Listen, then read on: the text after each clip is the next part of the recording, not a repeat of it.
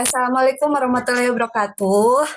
Waalaikumsalam warahmatullahi wabarakatuh. warahmatullahi Pagi anak-anak, wabarakatuh. Pagi, Bu. gimana sehat Pagi, Bu. kabarnya? Alhamdulillah sehat, Bu. Ibu apa kabar? Ah, Alhamdulillah ya, kita dapat bertemu kembali dalam pelajaran PPKN. Namun sebelumnya mungkin sebelum kita memulai pembelajaran, kita awali dulu ya dengan doa. Silakan untuk KM pimpin doa. Siapa KM-nya? Baik Bu, sebentar ya. Ya. Oke teman-teman, sebelum kita memulai aktivitas belajar kita, mari kita berdoa terlebih dahulu menurut kepercayaannya masing-masing. Berdoa dimulai.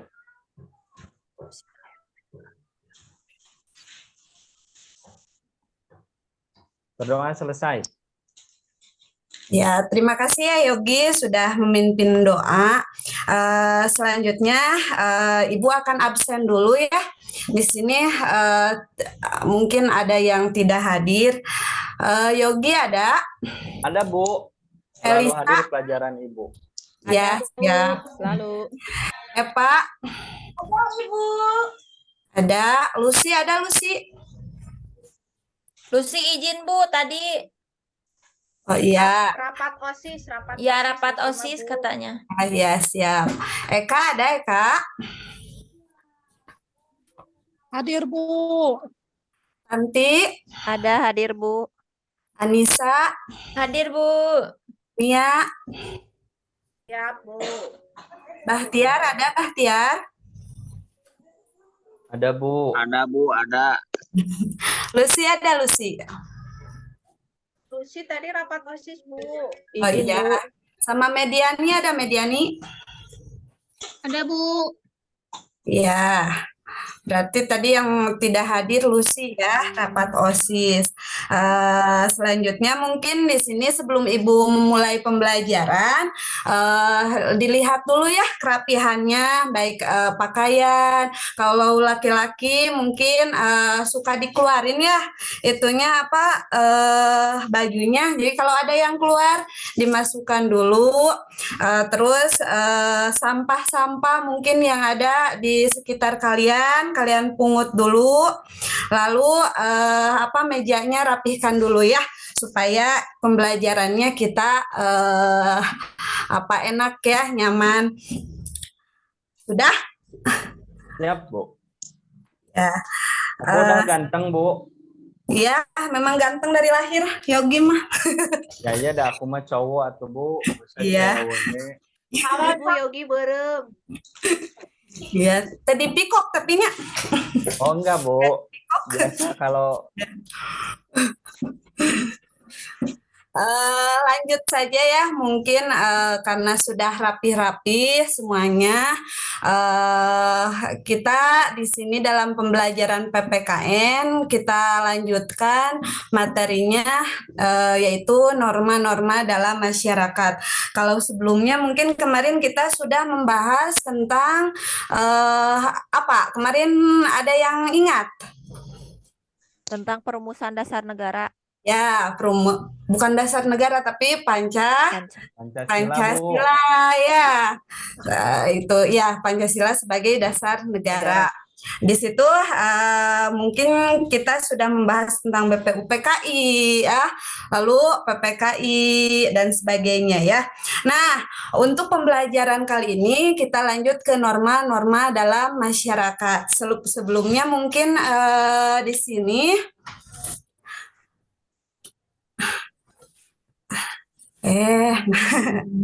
sebentar ya, ini nggak maju. Nah, di sini Ibu punya yel-yel norma ya. Sebelum kita membahas materinya, ada yang pernah mendengar tidak yel-yel norma? Belum, Belum Bu. Bu. Belum. Belum, Bu. Ini nadanya itu nada ampar-ampar pisang ya. Ibu contohkan dulu ya. Nanti kita menyanyi bersama-sama. Macam-macam norma, semua ada 4. Janganlah lupa, harus selalu diingat. Janganlah lupa, harus ditaati. Norma agama, norma kesopanan, norma kesusilaan, dan juga norma hukum. Janganlah lupa, harus dipatuhi. Ini ada nggak yang mau mencoba? Saya Bu, boleh nggak? Ada yang mau mencoba nggak? Ya udah Eva aja lah. Silahkan. Silahkan Eva mau mencoba. Bismillahirrahmanirrahim. Macam-macam norma, semua ada 4. Janganlah lupa, harus selalu diingat. Janganlah lupa, harus selalu ditaati. Norma agama, norma kesopanan, norma kesusilaan, dan juga norma hukum. Janganlah lupa, harus dipatuhi. Salah ya? Kali ya Eva. Ada lagi yang mau mencoba? Tidak ada, kita nyanyi bersama-sama yuk. Siap Bu, ayo. 1, 2, 3. Macam-macam norma, semua ada 4. Janganlah lupa, harus selalu diingat. Janganlah lupa, harus ditaati. Norma agama, norma kesopanan, norma kesusilaan, dan juga norma hukum. Janganlah lupa, harus dipatuhi. Tepuk tangan untuk kita semua. Ya. Nah, setelah kalian menyanyikan yel-yel norma, mungkin di sini pelajarannya kita harus selalu patuh dan taat terhadap norma-norma yang berlaku, baik itu norma yang ada di keluarga kita, norma yang ada di masyarakat, norma yang ada di sekolah, dan juga di negara ya, bangsa dan negara kita ya. Itu. Sebelumnya, mungkin di sini Ibu akan menyampaikan kompetensi dasar ya selama pembelajaran kita. Yang pertama yaitu 1.2 menghargai norma-norma keadilan yang berlaku dalam kehidupan bermasyarakat sebagai anugerah Tuhan Yang Maha Esa. Yang kedua, ini bentuk sikap sosialnya ya, yaitu mematuhi norma-norma yang berlaku dalam kehidupan bermasyarakat untuk mewujudkan keadilan. Yang ketiga, memahami norma-norma yang berlaku dalam kehidupan bermasyarakat untuk mewujudkan keadilan, itu untuk pengetahuannya dan keterampilannya, yaitu mengampanyekan perilaku sesuai norma yang berlaku dalam kehidupan bermasyarakat untuk mewujudkan keadilan. Sebelum dilanjut, mungkin di sini ada yang pernah mendengar norma itu apa? Ada yang tahu? Aku Bu. Ada yang tahu? Aturan Bu, Aku aturan. Bu. Apa, Yogi? Apa? Norma itu aturan yang berlaku di dalam masyarakat Bu. Ya, betul ya, norma aturan yang berlaku di dalam masyarakat. Ada lagi? Tidak ada? Aturannya dibuat lanjutkan. oleh masyarakat Bu, bukan Iya. oleh negara. Nah, tadi ya, apakah norma itu?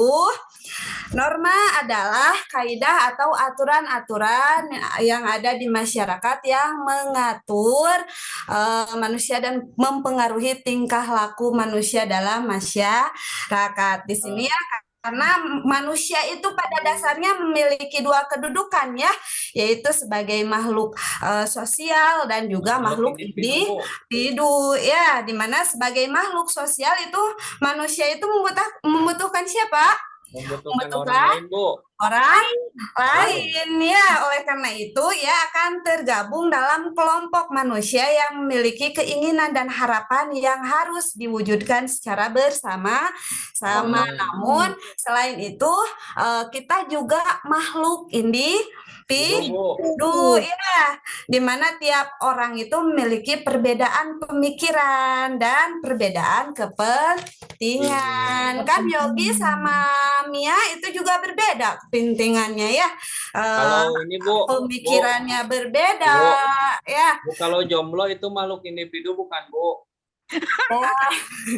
Mungkin ya. TK lagi jomblo Bu. Ya, cari pacar. Yogi nyindir. Nggak boleh pacaran. Iya, ya. Nggak apa-apa. Sebagai penyemangat ya nggak apa-apa. Tuh biar semangat.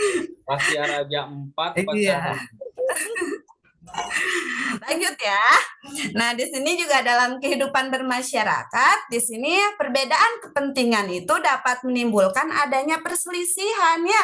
Karena mungkin di sini perbedaan keinginan, pemikiran sehingga nantinya timbul perselisihan ya dikarenakan perbedaan tersebut. Bahkan menjurus ke arah terjadinya kekacauan ya.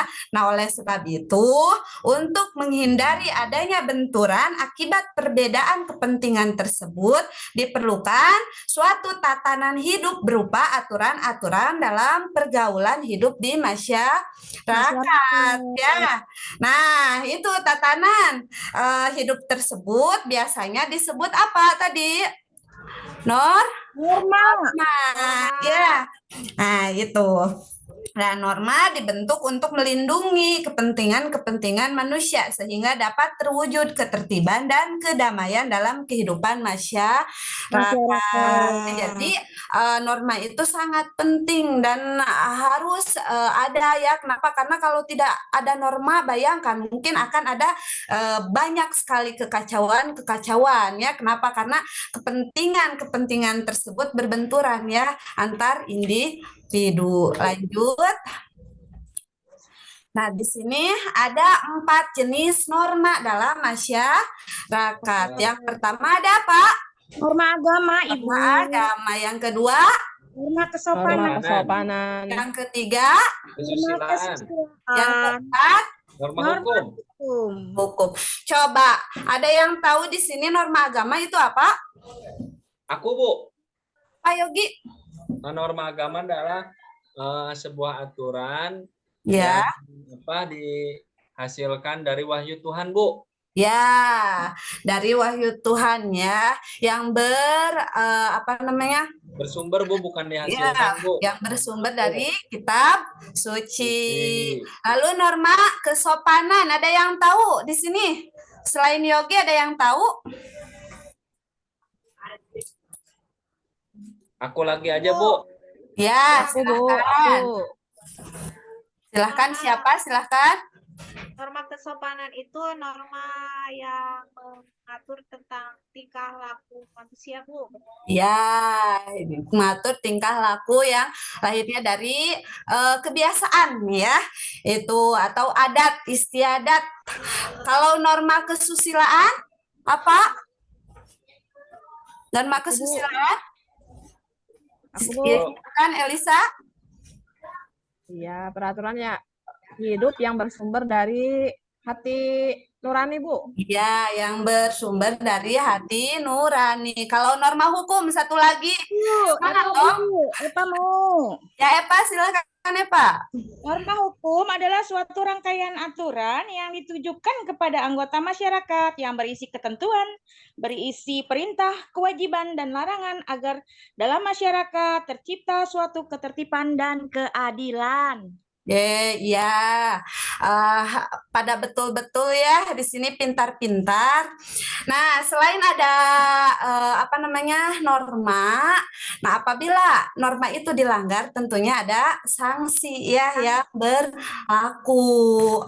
Karena ada aturan, di samping ada aturan pasti ada sanksinya. Nah, di sini kita bahas norma agama dulu ya. Tadi kata Yogi juga sudah betul ya, di mana norma agama itu yaitu norma yang berasal dari ajaran Tuhan atau ajaran agama yang berisi aturan-aturan sikap dan tingkah laku yang baik yang diajarkan oleh Tuhan melalui agama. Nah, di sini ada sanksinya apabila melanggar ya, yaitu dosa ya, dan hukumannya itu dari Allah. Tuhan ya. Dan kelak di akhirat nanti, nah bila kita sudah meninggal dunia ya. Lalu di sini norma kesusilaan atau moral, yaitu norma yang berasal dari hati nurani atau suara hati manusia yang berisi pertimbangan baik dan buruk. Nah, sanksinya bila kita melanggar yaitu perasaan takut, resah, gelisah, merasa dikejar-kejar, merasa bersalah. Ini mungkin kalau hati nuraninya masih aktif ya. Kalau sudah tidak aktif mungkin tidak akan merasakan sanksinya ya. Tapi mudah-mudahan kalau di sini hati nuraninya pada aktif semuanya. Pasti dong, Bu. Kemarin kemarin di berita ada itu Nini dibegal, Bu. Wah, terus Ini Sama siapa Ini Yogi ya, Bu, ya. dibegalnya?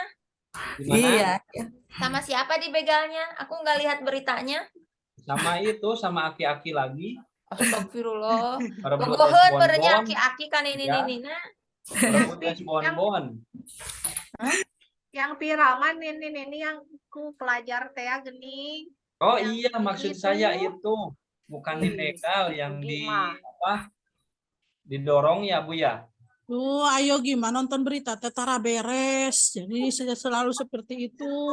Iya. Nah, itu juga ya salah satu contoh dari norma kesusilaan. Alhamdulillah ya, di sini siswa-siswanya sudah aktif, kreatif, bisa mencari informasi ya, meskipun tidak disuruh juga ya. Itu. Ya, Bu, karena aku Lanjut. suka pelajaran PKN, Bu. Iya, siap. Lanjut norma kesopanan atau norma adat ya. Di sini norma ini juga dikenal dengan norma sosial, yang artinya norma yang berasal dari kebiasaan sekelompok orang atau masyarakat yang dianggap baik ya, dan sanksinya bila melanggar itu dicela, dicemooh, dikucilkan, diasingkan, dicap jelek, dijauhi ya. Nah, ini di tiap daerah norma kesopanan itu tentunya berbeda ya. Di daerah A itu tidak mungkin sama norma kesopanannya dengan daerah B. Itu tergantung dengan adat istiadat dari daerah tersebut. Contohnya itu cara duduk ya, cara duduk aya anu sila kan aya, kalau bersila itu ada yang menganggap tidak sopan ya. Itu atau cara makan dan sebagainya ya. Itu. Saya duduk bersila, Bu. Bu, kentut sembarangan itu melanggar norma kesopanan nggak, Bu? Iya, kentut sembarang. Bahtiar, Bu, suka Karena kentut itu baunya sembarangan, ya Bu. terasa dengan sama orang lain. Ya. Korbannya Eka suka ditutup, Tapi Bu. tapi Yogi suka, Bu, bau kentut saya. Iya. Nggak apa-apa kalau sama Besti mah ya. Lanjut ya, norma hukum artinya norma yang dibuat oleh lembaga yang berwenang dan mempunyai sanksi yang bersifat tegas. Nah, sanksi bila melanggar yaitu tergantung lingkungan berlakunya norma hukum tersebut dan berat ringannya pelanggaran. Misal hukuman sekolah itu ada tata tertib, sanksinya kan bisa skors atau mungkin berdiri di tiang bendera sambil hormat. Kemarin ada yang dihukum seperti itu? Ya, Tidak ada ya, pada Ada Bu, feedback ya. itu Bahtiar kemarin Bu. Oh, itu. Kenapa, Bahtiar? Pas lagi upacara malah nyewa HP Bu. Oh, nggak boleh ya. Janjian Gitu. sama Eka, Bu, mau nyolong gua. Iya. Lanjut ya. Hukum negara ya, kalau ada yang melanggar itu undang-undang yang berlaku di negara khususnya Indonesia, mungkin di sini sanksinya itu kurungan, penjara, denda atau mati ya, sesuai dengan berapa berat pelanggaran atau kejahatan yang dia lakukan. Nah, di situ Bu. Ibu mau tanya di sini, menurut kalian apakah norma itu perlu? Perlu. Alasannya apa? Perlu. Alasannya? Perlu, Bu. Ya, Untuk alasannya kenapa, Yogi? aku, Bu. Ya, Tapi silahkan. kalau udah jawab boleh istirahat ya, Bu. Emang Nanti, berapa ya. menit lagi, Yogi? Istirahat, Gi. Mau jajan? Ya, berapa menit lagi sih, Bu? Bu, Nggak tahu istirahat. berapa menit lagi ya? Nanti yang biasanya hafal mah ada. Ya, Bu ya. Nanti berapa menit 18 menit lagi. 18 menit lagi ya. Oh iya, Ya, aku mau Istirahat jawab, lagi. tapi ya, kalau tahan jawab, dulu. Bu.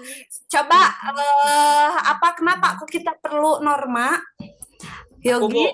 Ya, Yogi. Supaya terciptanya kerukunan, ketentraman, Iya. dan keadilan di masyarakat, Bu. Iya, lalu apa lagi, ada yang lain? Apa boleh, Bu? Iya, silahkan ya, Pak. Karena setiap orang membutuhkan petunjuk dalam menjalani kehidupan. Dengan adanya norma, maka lingkungan masyarakat akan menjadi tertib, harmonis, aman, dan damai. Ya, bagus sekali jawabannya ya, Pak.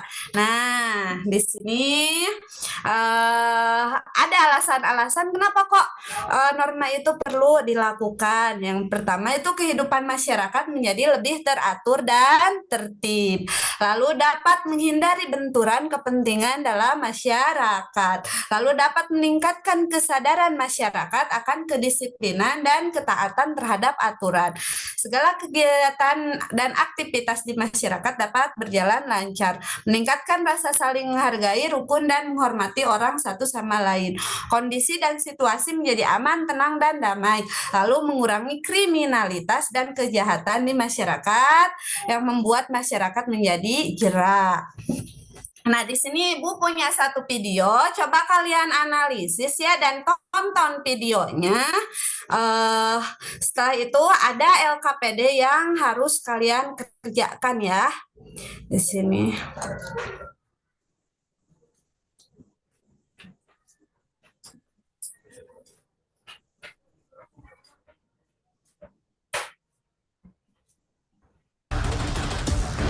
Ada? Sudah ada? Ada, Bu. Udah, Ada Bu. suaranya nggak? Entah apa yang ada di benak pelajar saat Betul, mereka Bu, ada tawuran suaranya. seperti ini. Berlarian, saling serang dengan senjata tajam. Tawuran antar pelajar tak pernah kenal musim.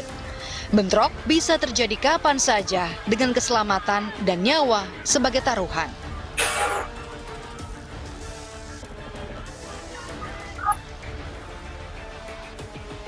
Sebuah mata rantai persoalan yang sampai kini tampak tak bisa diputus.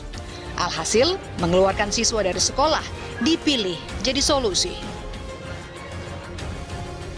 SMA Negeri 46 Jakarta misalnya, selama 1 tahun ini sudah men-DO sebanyak 12 siswa gara-gara tawuran. Kalau itu kita nggak tahu.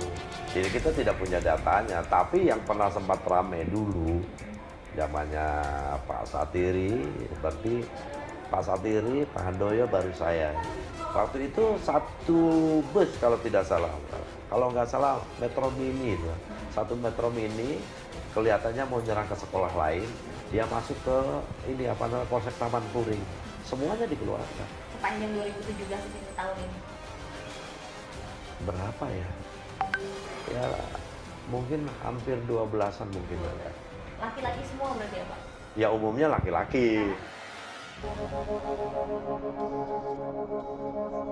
Tim target menemui AA, pelajar yang di drop out lantaran selalu terlibat tawuran.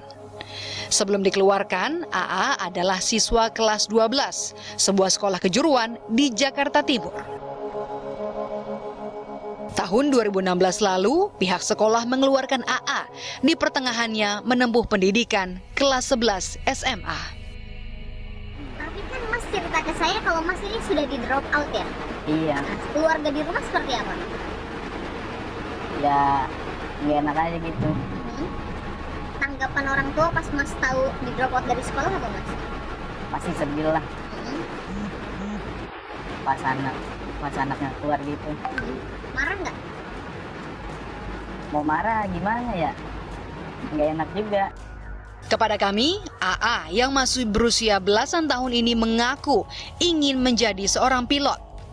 Namun cita-citanya mesti terulur lantaran sempat setahun berhenti sekolah. AA sudah 3 tahun mengenal dan menjalani tawuran antar sekolah. Kenapa suka ikut tawuran? Cuman buat jaga-jaga Kak di jalan. Kok bisa? Iya, karena musuh suka menghadang gitu Kak. Oh gitu. Jadi musuh suka datang? Iya, suka mantekin di jalan. Kenapa nggak kabur atau langsung masuk ke sekolah lagi? Udah susah Kak, soalnya itu juga di bis, Oh gitu. di tengah jalan. Nah, tapi cikal bakal sekolah Mas suka ikut tawuran tuh apa sih Mas? Ya, emang udah tradisi kali ya dari dulu.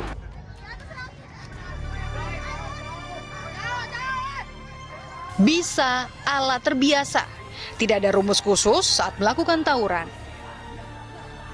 Setidaknya itulah pengakuan Arif Rahman, penulis novel Catatan Seorang Pelajar Jakarta, kepada kami.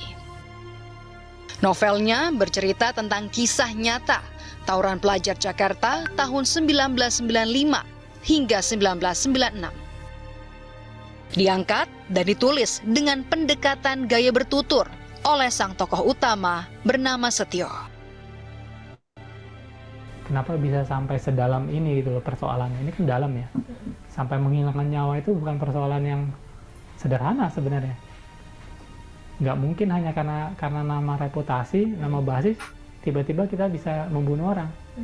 Tapi bisa jadi karena atas nama itulah, atas nama sekolah, atas nama basis, atas nama kelompok itulah kita bisa menghilangkan nyawa orang. Jadi ada kayak Ya, istilahnya setia kawan, gitu. Kalau yang kami dengar dulu ya, rasa setia kawan.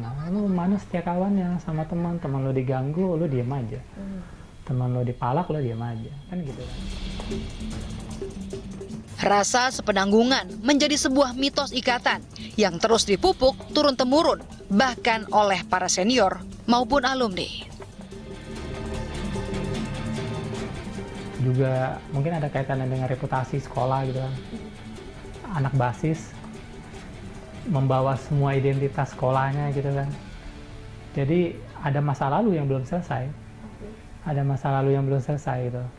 Baik itu yang dialami sama generasi yang hari ini tawuran, itu karena tawuran di era yang sebelumnya. Kiraan saya, kenapa sih sering terjadi perkelahian? Karena sekolah itu berdekatan dengan sekolah yang lain. Kalau berjauhan mungkin jarang. Kemungkinan yang terjadi gitu ya gitu, karena ada beberapa sekolah yang berdekatan dengan sekolah yang lain. Sehingga ketika pulang baru depan mata saja mereka ada apa lu mungkin loh. Persoalannya kemudian, bagaimana pelajar-pelajar itu bisa membawa senjata tajam? Alat-alat itu tidak pernah ada yang dibawa ke sekolah. Mereka itu nggak pernah nyimpennya di mana kita belum tahu. Nggak ada razia dari sekolah? Ya kita main pinter aja, diumpetin gitu. Diumpetinnya gimana Mas? Kadang di loteng kamar mandi, Terus? kadang di belakang. Tapi guru suka melakukan razia nggak? Sering itu kadang-kadang.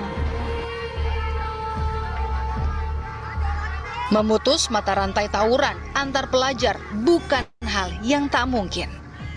Namun yang pasti perlu langkah sinergi dari berbagai pihak. Tak cuma institusi sekolah, tapi juga keluarga dan masyarakat.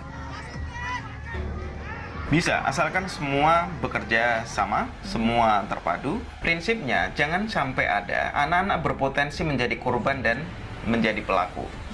Tetapi mengeluarkan anak itu saya tidak setuju. Sebab nanti kalau dia keluar, dia mau jadi apa? Tak ada data dan angka pasti berapa jumlah korban nyawa akibat tawuran antar pelajar. Tapi faktanya jelas, peristiwa dan kasusnya selalu ada setiap tahun. Dan setiap saat itu pula, masa depan anak-anak bangsa yang terenggut sia-sia. Kalau bisa jangan sampai terjadi tawuran lagi karena itu mengganggu cita-cita dia menghalangi harapan orang tua kan.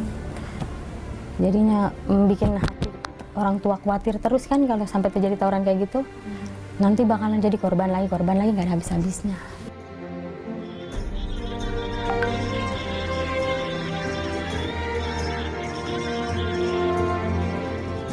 Tawuran pelajar bukan budaya atau gengsi-gengsian.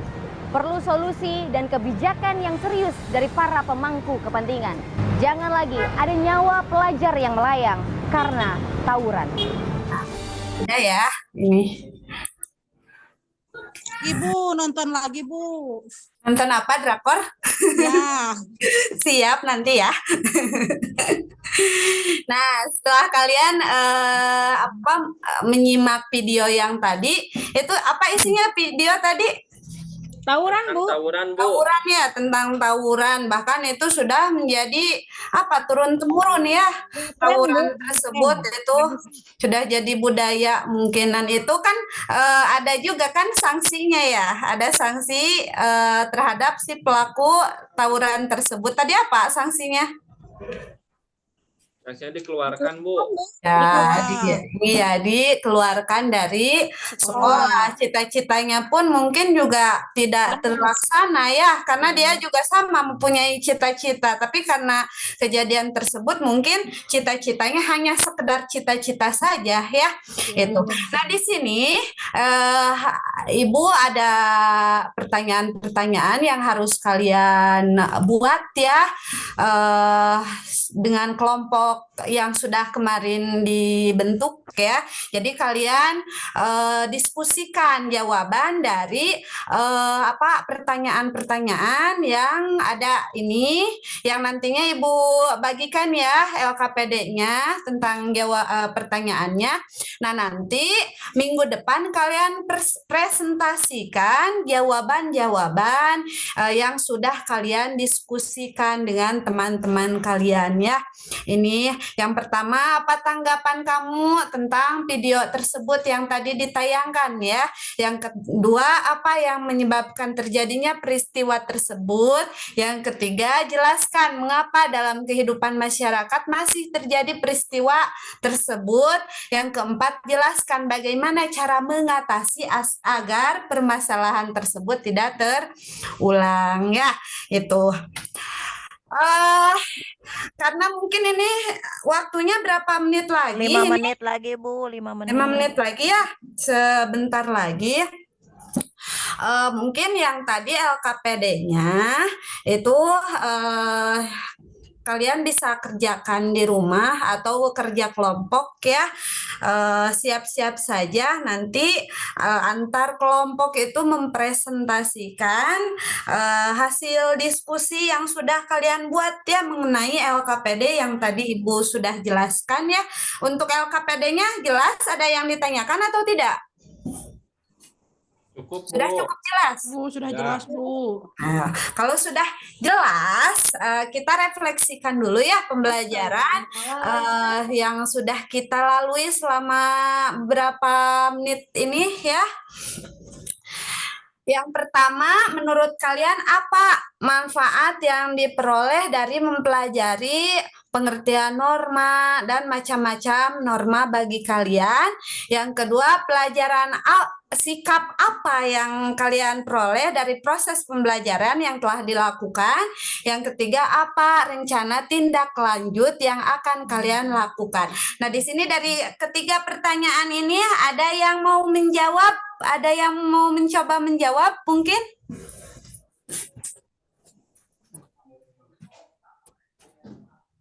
Lucy, Tidak Bu. ada, sudah ngantuk ini. Lucy, Bu. Pertanyaannya susah, Ibu. Pengen cepat susah. istirahat, Itu Bu. manfaat yang sudah kalian terima dari pembelajaran tadi apa? Mengetahui Manfaat. macam-macam norma. Nah, itu ya bisa. Jadi kalian sudah mengetahui apa itu norma, macam-macam norma itu apa ya. Sikap apa yang kalian peroleh dari norma tersebut? Disiplin dan tanggung jawab. Ya, lalu rencana tindak lanjut dari norma yang sudah kita bahas tadi. Akan bersikap lebih baik lagi yang sesuai dengan norma, Bu. Ya, makasih ya. Untuk pembelajarannya mungkin dicukupkan sekian saja. Gimana waktunya? Tidak kurangkah? Cukup, Bu, cukup. Ya, sudah ya. Untuk pembelajaran kali ini mungkin kita cukupkan sekian saja. Silahkan apabila ada yang mau mimpin doa. Ditunjuk aja, Bu, ditunjuk. Ditunjuk. Ya. Sok aku Epa wetu Epa. Ya, Bu, terima kasih. Teman-teman, sebagai rasa syukur kita hari ini karena mendapatkan pembelajaran yang paling berharga dari Ibu Ai, Bu Guru Ai, marilah kita ucapkan syukur kita dengan berdoa untuk mengakhiri kegiatan belajar kita. Berdoa dimulai. Berdoa selesai. Beri salam. Assalamualaikum warahmatullahi wabarakatuh.